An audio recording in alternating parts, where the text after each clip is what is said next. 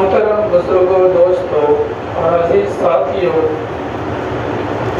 تقریباً 25 کروڑ مسلمانوں کی آبادی والے اس ملک میں تمام مسالک، مکاتب فکر اور مختلف طبقات کے مسلمانوں کے دل کی آواز آل انڈیا مسلم پرسنل بورڈ ہے، جو آج سے 51 سال پہلے اپریل 1973 میں حیدرآباد میں قائم ہوا۔ اس وقت کے تمام قابل ذکر علماء کرام اور ملت کے قائدین اس کی تعمیر و تشکیل میں شریک ہوئے اور پھر تحفظ شریعت اور مسلم پرسنل کے بقا کے لیے سرگرم عمل رہے۔ 1973 میں بڑے سنگین حالات میں بورڈ کا قیام عمل میں آیا تھا اور یہ طے کیا گیا تھا کہ قانونی راستوں سے مسلمانوں کے شرعی قوانین میں کسی بھی طرح کی مداخلت برداشت نہیں کی جائے گی اور مسلمانوں کا یہ متحدہ پلیٹ فارم ایمانی غیرت اور اتحاد کی طاقت کے ساتھ اس طرح کی کوششوں کو ناکام بنانے کی بھرپور کوشش کرے گا۔ اللہ کا کرم ہے کہ پچھلے 51 برس سے مسلمانوں کا یہ باقاعدہ بورڈ اپنے بانیوں کے رہنما خطوط کے مطابق مسلسل خدمت انجام دے رہا ہے اور مختلف معاملات میں غیر معمولی کامیابی اسے حاصل ہوئی ہے۔ بورڈ کے قیام کے وقت متنبع بل کا مرحلہ درپیش تھا، جس میں اسلامی قانون کے برخلاف لیپالت بیٹے کو حقیقی اولاد کا درجہ دیا گیا تھا۔ تمام مسالک و مکاتب فکر کے علماء کرام اور قائدین ملت، بالخصوص امیر شریعت حضرت مولانا منت اللہ رحمانی رحمہ اللہ علیہ اور حکیم الاسلام حضرت مولانا قاری طیب صاحب رحمۃ اللہ علیہ نے اس کے خلاف آواز اٹھائی اور متنبع بل واپس لیا گیا۔ اس کے بعد ایمرجنسی کے تاریخ دور میں جبری نسبندی کے قانون کے خلاف مسلم پرسنل بورڈ نے جرأتمندانہ اقدامات کیے اور ان سنگین حالات میں جبکہ بولنے والی زبانیں خاموش تھی اور لکھنے والے قلم ٹوٹ چکے تھے، آل انڈیا مسلم پرسنل بورڈ کی آواز گونجی اور گونجتی چلی گئی۔ بورڈ کے بانی اور جنرل سیکریٹری مولانا منت اللہ رحمانی رحمہ اللہ نے فیملی پلاننگ کے نام سے ایک رسالہ لکھ کر جہاد بالقلم کا فریضہ انجام دیا اور اسے پورے ملک میں تقسیم کروا کر مسلمانوں کو شرعی حکم سے واقف کرایا۔ بورڈ کے مخلص کارکنوں کی جدوجہد نے حالات کی سنگینی کا رخ موڑ دیا اور وہ دشوار گزار مرحلہ جس میں اچھوں نے ہمت ہار دی تھی گزر گیا۔ بورڈ کا یہ ایسا کارنامہ اور جرأت عزمیت سے لبریز ایسا اقدام ہے جس نے ملک کے ہر ایک مسلمان کو بورڈ کا احساس مند بنایا تھا۔ پھر 1989 میں 2 مساجد اور ایک قبرستان کی جگہ کا معاملہ سامنے آیا، جسے الہ آباد ہائی کورٹ کے لکھنؤ بینچ نے میونسپل کارپوریشن کی جگہ قرار دے دیا تھا۔ بورڈ کے ذمہ داران نے بڑی حکمت عملی کے ساتھ اس فریضے کی غلطیوں کو واضح کیا اور بالآخر یہ فیصلہ واپس لیا گیا۔ 1986 میں اندور کی شاہ بانو نامی خاتون نے مقدمے کے سلسلے میں سپریم کورٹ میں تاحیات نفقہ مطلقہ کا فیصلہ کیا۔ آل انڈیا مسلم پرسنل بورڈ نے اس کے خلاف شدید احتجاج کیا اور اس فیصلے کی قباحت و شناخت پورے ملک کے مسلمانوں کے سامنے واضح کی، جس کا نتیجہ یہ ہوا کہ ملک کے گوشے گوشے میں مسلمانوں نے اس فیصلے کو شریعت اسلامی میں مداخلت قرار دیا اور اپنی جان کی پرواہ نہ کرتے ہوئے حکومت کے خلاف احتجاج کو منظم کیا۔ اس وقت کے وزیر اعظم راجیو گاندھی نے مسلمانوں کی تیور دیکھتے ہوئے پارلیمنٹ کے ذریعے قانون میں مناسب ترمیم کروائی۔ یہ آل انڈیا مسلم پرسنل بورڈ کی بہت بڑی جیت تھی، جس نے اس ملک میں مسلمانوں کے وقار اور اعتبار میں اضافہ کیا۔ ادھر حال کے چند برسوں میں بھی بورڈ کو مختلف مسائل کی نمائندگی اور اس نمائندگی کے نتیجے میں ظاہر ہونے والے اثرات کی بنا پر بڑی کامیابی حاصل ہوئی ہے۔ 2002 میں وزارت گروپ کی رپورٹ سامنے آئی، جس میں مدارس اسلامیہ کو دہشت گردی کا اڈہ قرار دیا گیا۔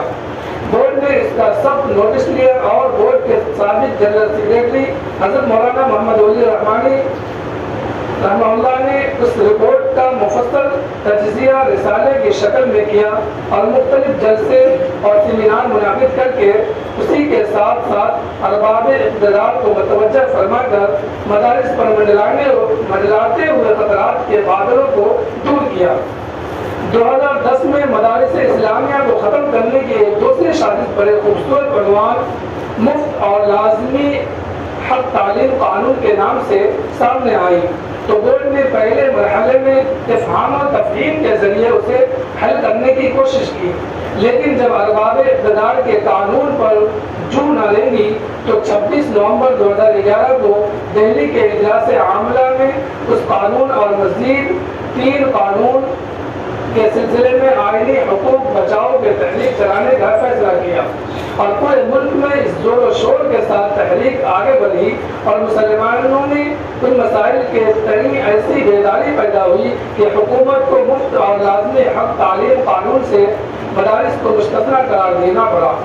وقف ایکٹ میں ترمیم اور زرعی جائیداد کے سلسلے میں بھی اہم پیش رفت ہوئی۔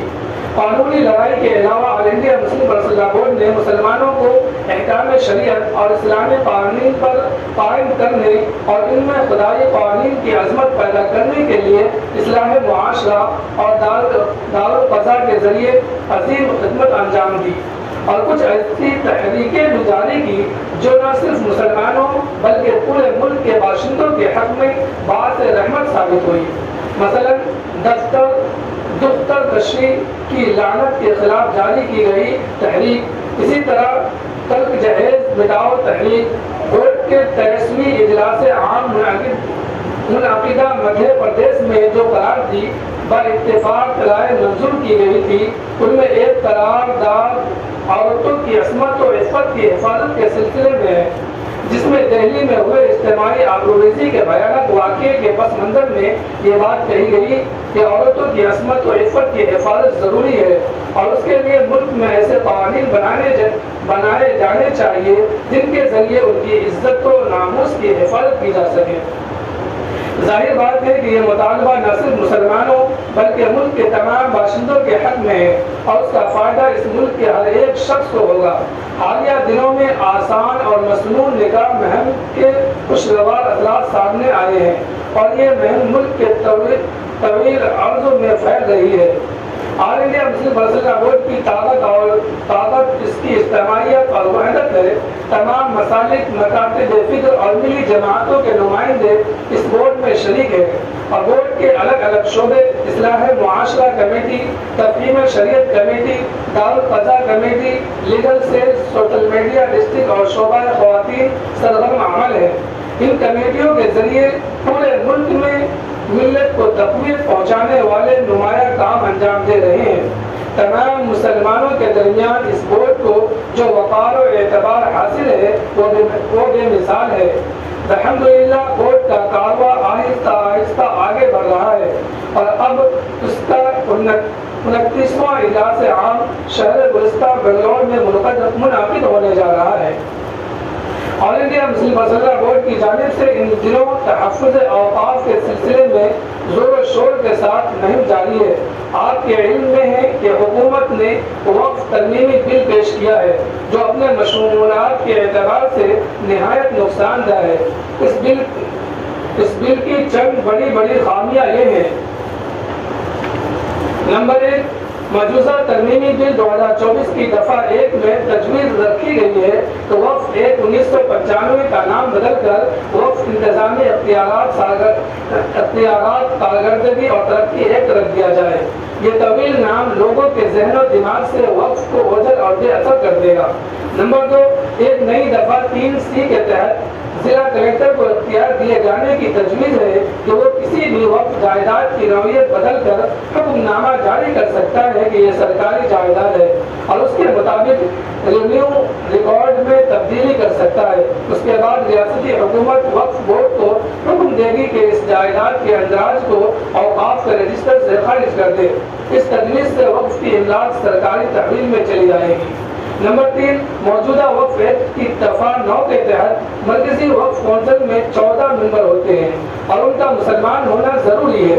2024 के मजूसा बिल में मुसलमान की शर्त हटा दी गई है और मेंबरों की तादाद 14 के बजाय 23 कर दी गई है। इसमें भी 2 गैर मुस्लिम मेंबर का होना लाजिम किया गया है।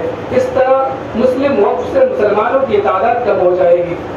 नंबर 4, मौजूदा बिल में वक्फ के मरकजी इंचार्ज जो खुद चेयरमैन होंगे, उनके अलावा 3 पार्लियामेंट के मेंबरान का भी मुसलमान होना जरूरी नहीं है, जबकि हिंदुस्तान की मुख्तलिफ रियासतों में हिंदू इमलाक का तहफ़्फ़ुज़ और इंतज़ाम करने वालों के लिए हिंदू होना लाजिम है।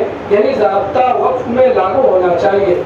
नंबर 5, मौजूदा एक्ट की दफ़ा 14 के तहत सूबाई वक्फ बोर्ड में 7 से 11 तक मेंबरान होते हैं और उन सब का मुसलमान होना ज़रूरी है, लेकिन मौजूदा बिल 2024 में मुसलमान होने की शर्त खत्म कर दी गई है। नीज़ 2 मेंबरों का गैर मुस्लिम होना लाजिम करार दिया गया है। नंबर 6, मौजूदा एक्ट के तहत मेंबरान का तकर्रुर इलेक्शन के जरिए होता है, लेकिन मौजूदा बिल में मेंबरों का तकर्रुर इलेक्शन के बजाय सूबाई हुकूमत की नामजदगी के जरिए होगा। नामजदगी की तजवीज़ गैर जमहूरी है और मफाद आमा के खिलाफ है। नंबर 7, मौजूदा एक्ट की दफ़ा 23 के तहत सूबाई वक्फ बोर्ड का एक चेयर एग्जीक्यूटिव ऑफिसर होता है, जिसका मुसलमान होना लाजिम है। वो रियासती हुकूमत के डिप्टी सेक्रेटरी से कम मर्तबा का नहीं होता। यहाँ भी मुस्लिम की शर्त हटा दी गई है और डिप्टी सेक्रेटरी की जगह कहा गया है कि चीफ सेक्रेटरी के अहदे से कम नहीं होगा। जाहिर है इस अहदे के मुसलमान ऑफिसर कम याब होंगे। नंबर 8, मौजूदा एक्ट की दफ़ा 32 में एक ज़ेली दफ़ा ये तजवीज़ की गई है कि अगर कोई वक्फ नए कानून की मंजूरी के 6 माह बाद तक अस-सर-ए-नौ रजिस्टर नहीं कराया जाएगा तो इस वक्फ के हक निफाज के लिए कोई मुकदमा और कानूनी कार्रवाई नहीं की जा सकेगी। इस तजवीज़ से वक्फ इमलाक बर्बाद हो गई। नंबर 9, नए मौजूदा बिल वक्फ करने वाले शख्स का कम अज कम 5 साल कब्ल से मुसलमान होना लाजिम किया गया है।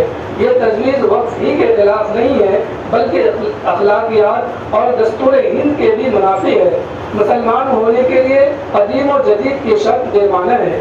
नंबर 10, वक्फ तरमीमी एक्ट 2024 में ये तजवीज़ है कि वक्फ सर्वे कमिश्नर स्टैंड सर्वे कमिश्नरों के अहदे ख़त्म करके जिन औकाफ का सर्वे मतलूब है उनका दायरा इख्तियार जिला कलेक्टर को दे दिया जाए और कलेक्टर उस सर्वे को रियासत के कवानीन महसूलात के मुताबिक अंजाम दे। वक्फ सर्वे की मेयाद को ख़त्म करने की भी तजवीज़ है। ये तजवीज़ वक्फ की हिफाजत के लिए नुकसानदह है। नंबर 11, मौजूदा वक्फ एक्ट की दफ़ा 433 के तहत वक्फ के तनाज़ात का तस्फिया करने के लिए ट्रिब्यूनल बनाया गया है और उसके फैसला को हतमी करार दिया गया है, मगर मौजूदा तरमीमी बिल 2024 में उसे ख़त्म करने की तजवीज़ है। इससे वक्फ की जायदाद का तहफ़्फ़ुज़ मुश्किल हो जाएगा और नाजायज़ कब्ज़ा बाकी रहेगा। नंबर 12, मौजूदा एक्ट की दफ़ा 61 के तहत वक्फ बोर्ड के फैसला की तामील न करने पर मुतवल्ली पर जुर्माना आयद किया गया है। मौजूदा बिल में उसे भी ख़त्म करने की तजवीज़ है। इससे एहतजाबी निज़ाम ख़त्म होगा। नंबर 13, मौजूदा एक्ट की दफ़ा 104 के तहत जो शख्स मुसलमान नहीं है वो भी मुस्लिम वक्फ में हिस्सा ले सकता है, मगर मौजूदा तरमीमी बिल 2024 में उसको भी ख़त्म करने की तजवीज़ है। नंबर 14, मौजूदा वक्फ एक्ट की दफ़ा 107 के तहत औकाफ की जायदाद को लिमिटेशन एक्ट से मुस्तना रखा गया था ताकि वक्फ की जायदाद पर कदीम और जदीद सारे कब्जे ख़त्म कराए जा सके। मौजूदा तरमीम बिल में उसे भी हज़्फ करने की तजवीज़ है। नंबर 15, मौजूदा एक्ट की दफ़ा 108 के तहत और राइडिंग एक्ट के हैं, यानी अगर दूसरे कवानीन से वक्फ कानून का तारुफ हो तो वक्फ कानून लागू होगा। तरमीमी बिल 2024 में उसे भी ख़त्म करने की तजवीज़ है। वक्फ तरमीमी बिल को रोकने के लिए मुस्लिम पर्सनल बोर्ड कोशिशें जारी रखे हुए है। बोर्ड ने हुकूमत से ये मुतालबा किया है कि इस बिल को वापस लिया जाए। JPC के मेंबरान से भी मुस्लिम पर्सनल बोर्ड के जिम्मेदारान की मुलाकात हो चुकी है। इसी तरह अपोजिशन पार्टी के रहनुमाओं से भी मुज़ाकरात किए गए और बरसर-ए-इक़्तिदार तबके की हलीफ पार्टियों के सरबराहान तक भी बात पहुँचाई गई है। اور ان سے یہ مطالبہ کیا گیا ہے کہ وہ وقف ترمیمی بل کے سلسلے میں حکومت کا ساتھ نہ دے بلکہ حق اور انصاف کی آواز بلند کرے اور مسلمانوں کے معقول مطالبے کو قبول کرے۔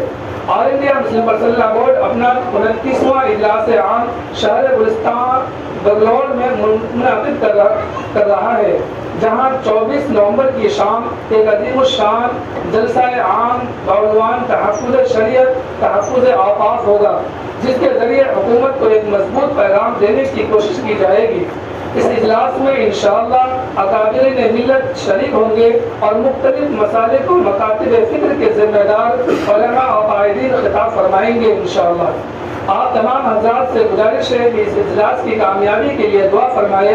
اسی طرح ریاست کرناٹک کے مسلمانوں کی ذمہ داری ہے کہ وہ اس اجلاس کو بھرپور طریقے سے کامیاب بنانے میں مدد کرے۔ الحمدللہ اجلاس کی تیاریاں زور و شور کے ساتھ جاری ہے اور بنگلور کے احباب و مخلصین اس سلسلہ میں بڑھ چڑھ کر حصہ لے رہے ہیں۔ ریاست کے مختلف اضلاع میں بھی سرگرمیاں جاری ہیں۔